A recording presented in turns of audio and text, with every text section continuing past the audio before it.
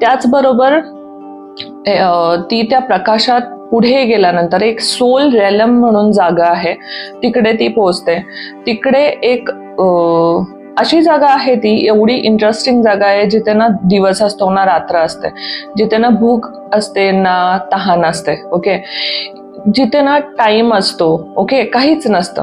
तिथे फक्त शुद्ध ऊर्जा, दिव्यता, प्रेम, शांती एवढंच फील होतं. Okay, kind of completion.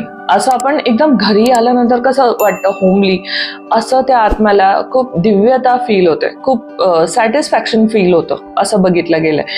आणि तसंच पुढे गेल्यानंतर तिला ती ब्रह्मांडीय ऊर्जा आपण म्हणतो, ज्याला देव म्हणतो किंवा ईश्वर म्हणतो, त्या ईश्वराला ती बघते. ओके, त्यांच्याशी मिळून, त्यांच्याशी एकरूप होऊन तिला ते कम्प्लिशन किंवा सॅटिस्फॅक्शन फील होतं की इथून तर माझा जन्म झाला.